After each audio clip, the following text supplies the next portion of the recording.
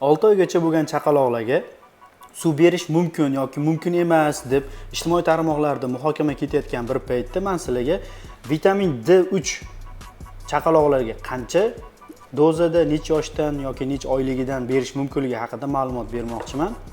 Vitamin D3 chaqaloqlarga yangi tug'ilganidan boshlab 400 единица, ya'ni 400 xalqaro birlikda berish mumkin profilaktik doza sifatida.